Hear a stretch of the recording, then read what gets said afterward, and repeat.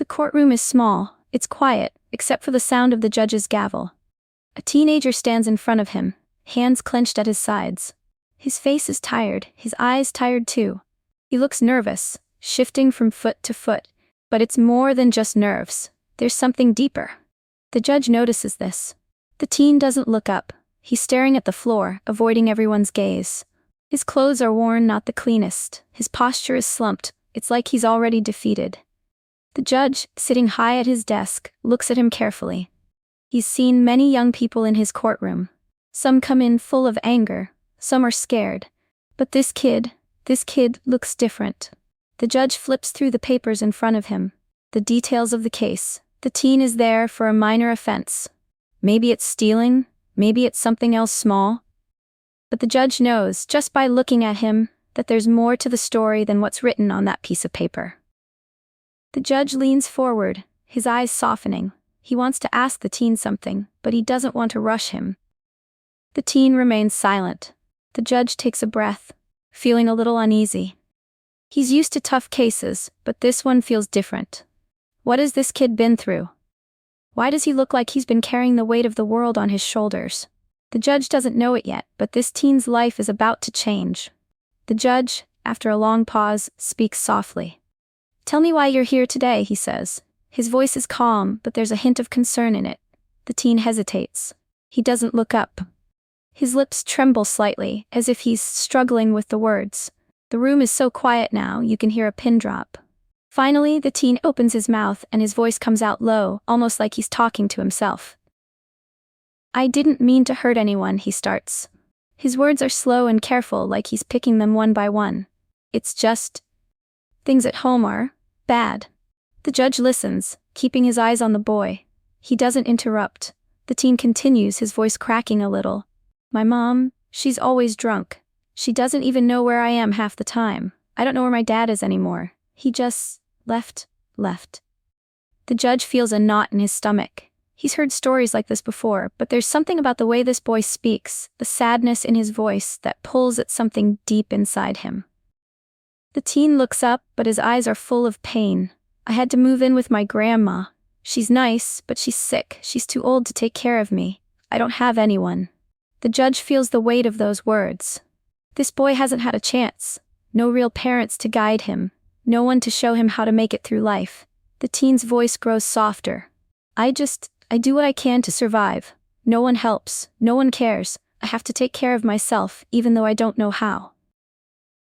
The judge doesn't say anything at first. He can see the tears welling up in the teen's eyes. He doesn't blink. He lets the boy talk, lets him say what he needs to. The more the teen speaks, the clearer it becomes. This kid's life hasn't been easy. It's been one struggle after another, with no one to turn to. And now, here he is, standing in front of a judge who can see the brokenness in him. The judge listens carefully to every word. His face softens, the usual stern look fading just a little. He's heard so many cases, so many troubled teens. But this one feels different. The way the boy speaks, the weight in his voice, it's not just a story about breaking the law. It's a cry for help. The judge watches as the teen struggles to keep his composure. His hands are shaking slightly, his shoulders slumped. He can see the pain etched on the teen's face. It's like the weight of the world is on him, and he's only a kid. The judge looks down at the papers in front of him again. The case is simple. Just a minor crime, a stupid mistake made by a boy who's been let down by everyone around him. But the judge can't stop thinking about what the teen said. What if no one had ever looked deeper? What if no one ever saw the real problem? He shifts in his seat, glancing up at the teen again. The boy's eyes are filled with fear. Fear of being judged, fear of being tossed aside like so many before him. But there's something else there too. Something the judge notices more clearly now. Hope. The faintest hint of it. It's the first time the boy has looked up since he started speaking. The judge feels a deep sense of responsibility growing inside him. He's seen too many kids like this. Too many kids who slipped through the cracks. Too many lives that could have been saved with just a little bit of care. Just a little bit of attention. For a moment, the judge forgets about the law, forgets about the rules. All he sees is a kid who needs help, and maybe, just maybe, he can be the one to give it to him. The courtroom is silent. The judge taps his fingers against the desk, deep in thought. The usual protocol is clear. The teen broke the law, and there's a punishment for that. But the more the judge thinks about it, the more he realizes this isn't just about crime. This is about survival. He exhales slowly and leans forward. "What do you want, son?" His voice is firm but kind. The teen looks up, confused. No one has ever asked him that before. He opens his mouth but no words come out. He doesn't know how to answer. The judge waits a moment, then speaks again. "Do you want to keep living like this? Do you want things to stay the same?" The teen swallows hard. "No," he says, barely above a whisper. The judge nods. That's all he needed to hear. Instead of delivering a typical sentence, he makes a decision that surprises everyone in the courtroom. "I'm not sending you to juvenile detention," he says. The prosecutor looks up, startled.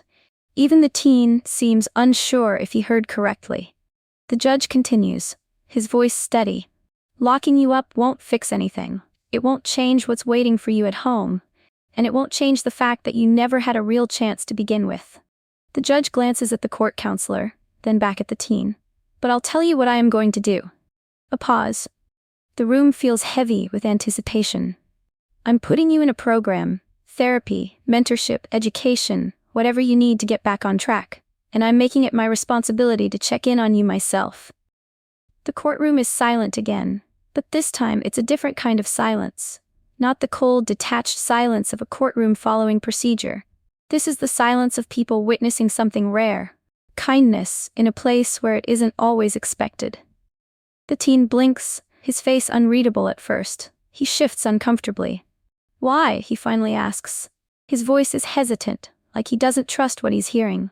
The judge looks at him, his gaze steady. "Because someone should have done it a long time ago," he says. The teen's lip trembles, but he fights back the emotion. No one has ever cared like this. No one has ever looked at him and seen anything but a problem, a case number, a mistake.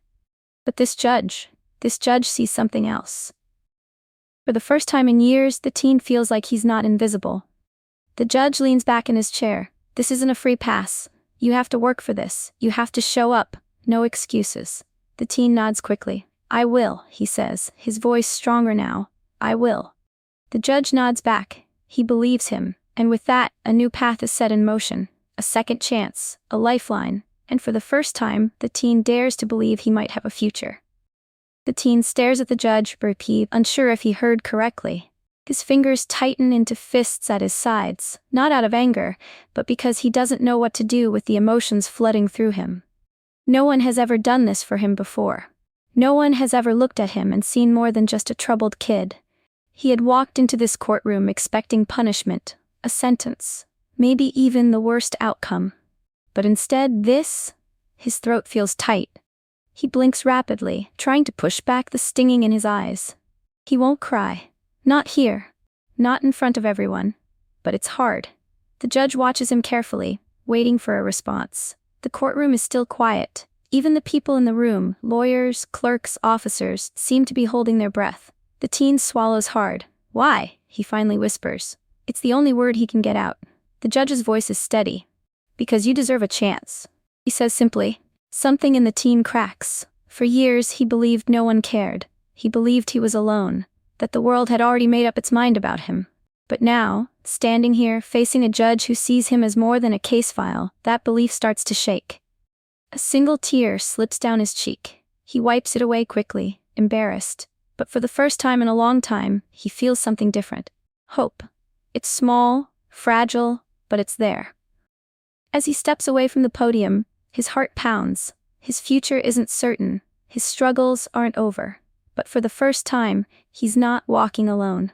The teen walks out of the courtroom, his steps slow, his mind racing. The door closes behind him and the room falls into silence. The judge leans back in his chair, exhaling softly. His fingers tap against the desk, but his thoughts are elsewhere. He has seen hundreds, maybe thousands of cases over the years. Most of them blend together, forgotten as soon as the next file lands on his desk. But this one won't. He stares at the empty space where the teen had stood just moments ago. A kid who had been lost. A kid who had been given nothing but struggle, yet somehow still found the strength to keep going. The judge looks down at the papers in front of him. The reports. The legal documents. The paperwork that defines people's lives in cold, official words. But no document could truly capture what that boy had been through. How many other kids had stood in this same spot, carrying the same burdens? How many had slipped through the cracks because no one took the time to ask, to listen? The thought unsettles him. He had made a choice today, a different kind of ruling, not just based on laws and rules but on something deeper. Something human. Would it work? He didn't know. The boy could still make mistakes. He could still fall. But for the first time in a long time, the judge felt like he had done more than just deliver a sentence. He had changed a life. He runs a hand over his face, then looks up at the ceiling, lost in thought. How many more could he help if he just paid closer attention? A small knock on the door pulls him from his thoughts. A court clerk steps in, handing him the next case file. Business as usual. Another person, another story. But today, something feels different. As the judge picks up the next file, he makes a quiet promise to himself. He won't just be another judge handing out punishments. He will look deeper. He will listen more. He will remember that behind every case is a person, a life waiting to be changed. And maybe, just maybe, today was only the beginning. Months pass. Life is different now. The teen wakes up early each morning, something he never used to do. He goes to school, attends his therapy sessions, and works a part-time job after class. It's not easy. Some days he wants to give up. The old habits, the old struggles, they still whisper to him. But then he remembers the judge's words. You have to show up, no excuses. So, he does.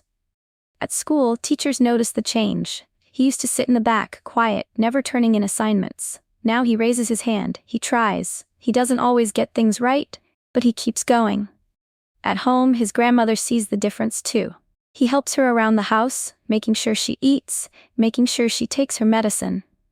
It's still a tough situation, but for the first time, he feels like he's in control of his own life. He even finds himself at a local youth center, volunteering. At first, he doesn't know why he's there. But as he talks to younger kids who remind him of himself, something clicks. He doesn't just want to change his own life, he wants to help others too. One night, he sits in his small room, staring at his worn-out shoes, thinking about how far he's come.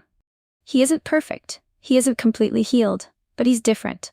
For the first time in a long time, he feels something real. Pride. And he knows, deep down, that someone believing in him was the first step to believing in himself. Years later, the teen, now a young man, steps into the same courtroom. But this time, he's not standing in front of the judge as a defendant. He's standing tall, confident, with a purpose. He's here to speak, to share his story, to prove that second chances can change lives. The judge watches him with quiet pride. The boy who once stood before him, lost and hopeless, is now a man with a future. He has a job, a degree on the way, and a heart set on helping others. When it's his turn to speak, the young man takes a deep breath. He looks at the judge, the same one who gave him a chance when no one else did. You changed my life, he says. His voice is steady, filled with gratitude. I don't know where I'd be if you hadn't believed in me. The courtroom is silent. The judge feels a lump in his throat, but nods, keeping his emotions in check. I didn't change your life, he finally says. You did that yourself. You just needed someone to remind you that you could. The young man smiles, and for the judge, that's all the proof he needs.